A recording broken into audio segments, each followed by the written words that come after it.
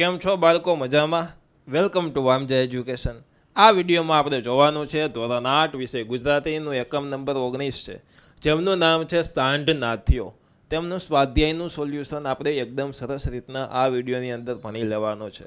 સાથે સાથે હું તમને લખવાનો ટાઈમ આપીશ, વચ્ચે વચ્ચે કહીશ કે આ પેજમાં જે આન્સર છે તે તમે લખી લ્યો. તેમાં સાથે સાથે તમારે લખવું હોય તો તમારે લખતું જવાનું પણ છે. તો ચાલો ફટોફટ વિડીયોની શરૂઆત કરીએ, પણ ત્યાં સુધીમાં અત્યારે તમારે વિડીયોને લાઇક કરી દેવાનો છે અને ચેનલને સબસ્ક્રાઈબ કરી દેવાની છે. તમારા ફ્રેન્ડને કોઈને વિડીયોની જરૂર હોય તો તેમને પણ તમે શેર કરજો હો. ચાલો શરૂઆત કરીએ. સૌથી પહેલો ક્વેશ્ચન નંબર 1. નીચેના પ્રશ્નોના ઉત્તર લખો. પ્રશ્નો આપેલા છે, તેમના આપણે સરસ મજાના જવાબ આમાં લખવાના છે. તો પહેલું, ગામમાં સી આફત આવી પડી. જોજો ગામની અંદર આફત કઈ આવી? તો કે આ પાઠની અંદર તમે જોશો તો નાનકડા ગામમાં એક સાંઢ અચાનક આવી ચડ્યો. એક સાંઢ, એને આપણે બુલ કહેતા હોય, એક બુલ આવ્યો, એક સાંઢ આવી ચડ્યો. હવે સાંઢ આવ્યો એનો તો વાંધો નહીં, પણ તોફાની હતો, બરોબર. મદમસ્ત તોફાની સાંઢથી સીમમાં રખડતી ગાયો પણ નાસતી એટલે કે ડરતી અથવા તો ભાગતી, બરાબર. ગાયો હતી તે પણ આ સાંઢથી ભાગતી હતી, એવો સાંઢ હતો. અને દિવસે દિવસે સાંઢનો ત્રાસ વધવા લાગ્યો. તે નુકસાનકારક સાંઢ હતો, બરાબર. લોકોને હેરાન કરતો, નડતો, બરાબર. ગાયોને પણ નડતો. અને દિવસે અને રાત્રે ઊભા ખેતરમાં ચરી જતો, તેમજ ઊભા પાકને નુકસાન કરતો, પરંતુ ગામમાંથી કોઈ હરખ સુદ્ધા ન કરતું એટલે કે તેમને કંઈ કહેતું નહીં. આ પેજમાં જે કંઈ આન્સર લખેલો છે તે આન્સર તમારે લખવો હોય તો તમે અત્યારે તમારા બુકમાં વિડીયોને પોઝ કરીને અથવા સ્ક્રીનશોટ લઈને લખી શકો છો, બરાબર. નેક્સ્ટ, બીજું, ચંદાયા ગામના લોકોને વગર પૂંછડાના ઉંદર કેમ કહ્યા? ચંદાયા ગામના લોકોને શું કીધું? કે તમે બધા વગર પૂંછડાના ઉંદર છો, એટલે કે પૂંછ વગરના ઉંદર જેવા છો તમે બધા, એવું કહી દીધું. શું કામ કીધું? તો કે આવો મદમસ્ત થયેલ સાંધનો નાથવાથી કોઈની હિંમત નથી કે જેમ પૂંછડાવાળા ઉંદર બિલાડીના ગળે ઘંટ બાંધવાની તાકાત ધરાવતા નથી, તેમ ગામ લોકો પણ બીકના માર્યા કંઈ કરી શકતા નથી. ગામ લોકો સુકામાં સાંઢને કંઈ કરતા નથી, ખબર? કંઈ કહેતા નથી, કારણ કે તે બીવે છે તેનાથી. બીકને મારીએ કંઈ કરી શકતા નથી. અને આથી ચંદાએ ગામના લોકોને વગર પૂંછડાના ઉંદર કહ્યા છે. ત્રીજું જોવો જોઈએ. રૈજી કેમ નિરાશ હતા? રૈજી નામના વ્યક્તિ કેમ નિરાશ હતા, કેમ ઉદાસ હતા? તો કે રૈજી નિરાશ થયો કારણ કે ચંદાએ મદમસ્ત સાંઢને નાથવા જવાની હતી. કોણ?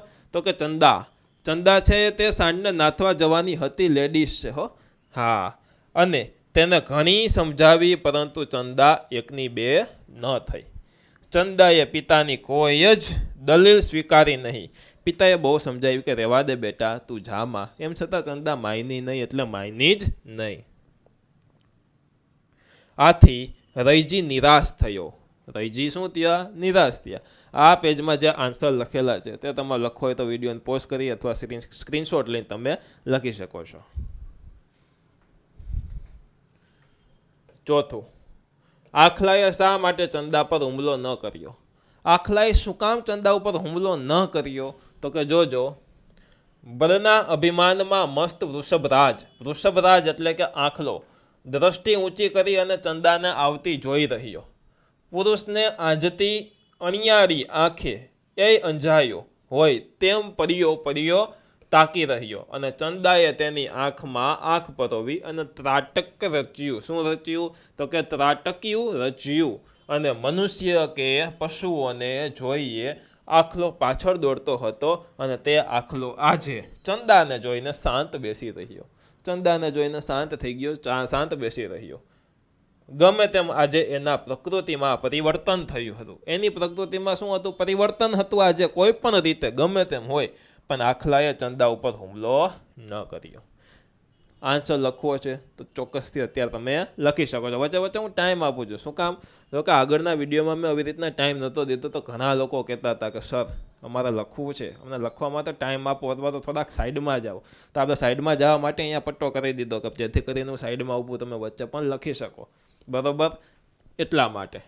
પાંચમો ક્વેશ્ચન, વધતો વિજય ઊંઘતા દયાને ગળી ગયો. આપેલ વિધાન પાઠને આધારે સમજાવવાનો છે. આ પાઠને આધારે આપણે આ વિધાન છે, આ વાક્ય છે, તેને સમજાવવાનું છે.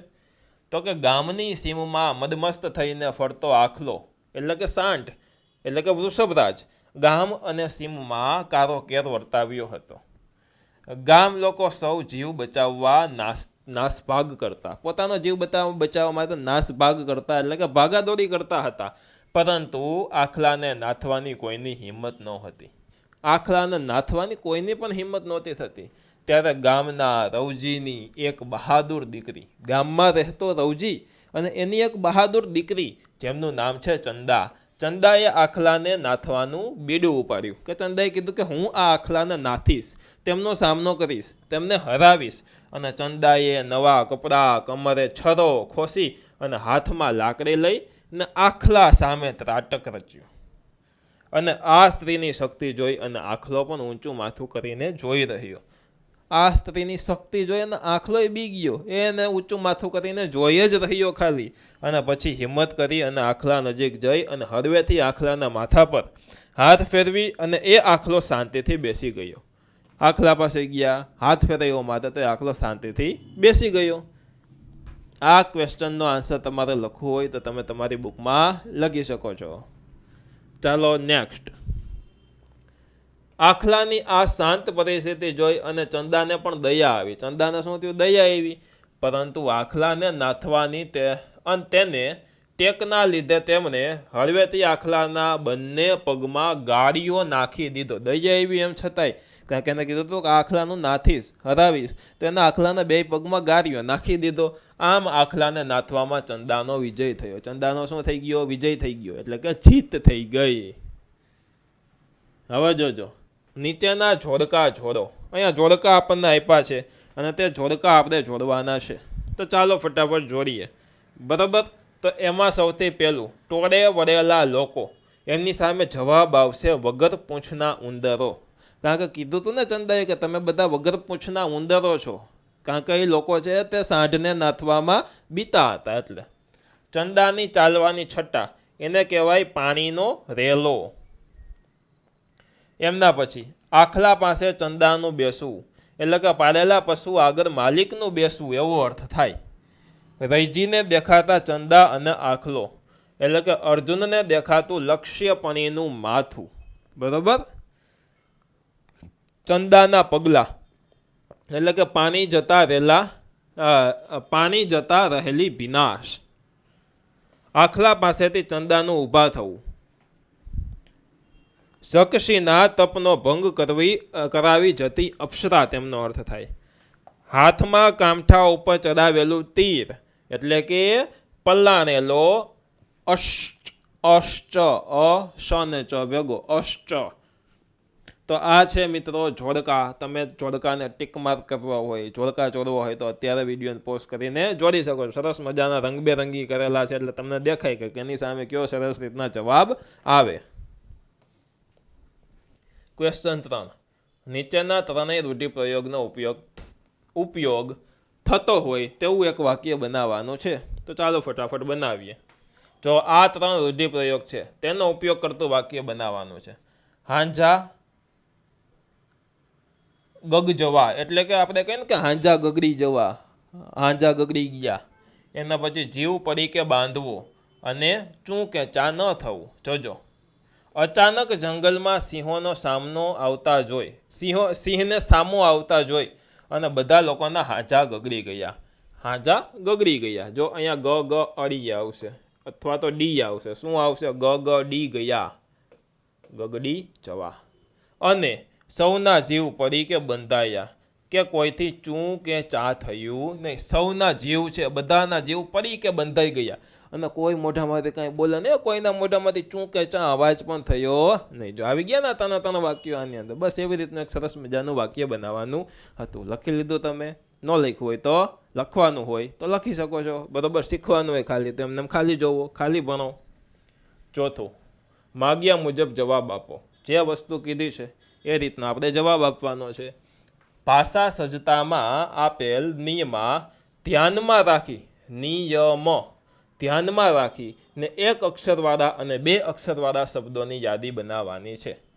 જુઓ, એક અક્ષરવાળા શબ્દો જોજો: બુ, રૂ, પી, સી વગેરે. અને 2 અક્ષરવાળા શબ્દો તીડ, ચૂડા, ચંદા, કીર, ખીટ, ગૂઢ, છૂટ વગેરે. આ 1 અક્ષરવાળા શબ્દો થયા. આ 2 અક્ષરવાળા શબ્દો થયા. લખી લીધું? પોસ્ટ કરીને લખી લ્યો ભાઈ. વધીએ આગળ. ક્વેશ્ચન 5. નીચેના વાક્યો કોણ બોલે છે અને કોને કહે છે તે આપણે કહેવાનું છે કે કોણ બોલે છે વાક્યો અને કોને કહે છે. પહેલું, ત્યારે તો બકરી બની જાય.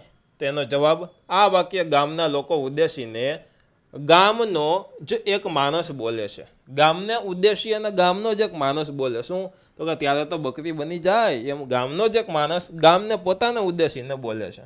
બીજું, પણ ડહકલો નાખવા કોણ જશે? આ કોણ બોલે છે? ચંદા બોલે છે અને ગામના લોકોને પૂછે છે કે ડહકલો નાખવા જશે કોણ?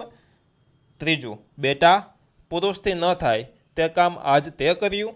આ વાક્ય રૈજી બોલે છે. કોણ બોલે છે? રૈજી. રૈજી કોણ છે? તો કે આ ચંદા બેન છે, તેમના પિતાજી છે, તેમના પપ્પા છે, તે બોલે છે. ચોથું, તમે પુરુષ દેખાતા હોવ તો હું તો કોઈને પુરુષ દેખાતી નથી કે. આ વાક્ય ગામના લોકો પણ કટાક્ષ કરતા ચંદા બોલે છે. ગામના લોકો ઉપર કટાક્ષ કરતા કરતા ચંદા બોલે છે અને તેના પિતાને તે કહે છે. આ પ્રશ્નોના જવાબ તમારે લખવા હોય તો વિડીયોને પોઝ કરીને લખી શકો છો. આની સાથે સાથે આ એકમનું સ્વાધ્યાયનું સોલ્યુશન એકદમ સરસ રીતના પૂરું થાય છે. આશા રાખું છું કે તમને ગમ્યું છે. ગમ્યું હોય તો અત્યારે જ વિડીયોને લાઇક કરી દેવાનો છે. ચેનલને સબસ્ક્રાઈબ નથી કરી તો સબસ્ક્રાઈબ કરી દેવાની છે. ધોરણ 8ના જો તમારે કોર્સ ખરીદવાના હોય તો ગુજરાતના સૌથી બેસ્ટ કોર્સ છે વામજા એજ્યુકેશન એપ્લિકેશનમાં, જેમની લિંક ડિસ્ક્રિપ્શનમાં આપેલી છે. ત્યાંથી તમે કોર્સ ખરીદી શકો છો. જેમની અંદર એક ઉડાન બેચ છે, જે ગુજરાતની ધોરણ 8ની સૌથી મોસ્ટ પોપ્યુલર બેચ છે. એટલે કે ધોરણ 8ના સૌથી વધુ વિદ્યાર્થીઓ તેમની અંદર એનરોલમેન્ટ કરેલા છે અને સરસ રીતના ભણે છે અને પોતાનું રિઝલ્ટ સુધારે છે. તો તમે પણ તેમાં જઈ અને કોર્સ પરચેસ કરી શકો છો અને ભણી શકો છો. બહુ નજીવી કિંમતે છે. ત્યારબાદ મિત્રો બીજી વસ્તુઓ, ઘણા લોકો કહેતા કે સર મને વોટ્સઅપ ઉપર વિડીયો મોકલો, તો તમને ધ્યાનમાં રાખીને એ વસ્તુ પણ આપણે ચાલુ કરેલી છે. ડિસ્ક્રિપ્શનમાં એક વોટ્સઅપ ચેનલની લિંક છે, ત્યાં જઈને તમારે ખાલી ફોલો કરી દેવાનું એટલે તમને વોટ્સઅપમાં વિડીયો આવવાનું ચાલુ થઈ જશે.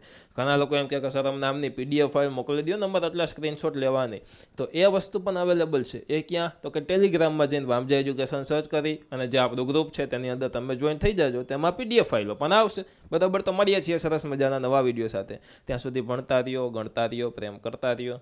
ધન્યવાદ.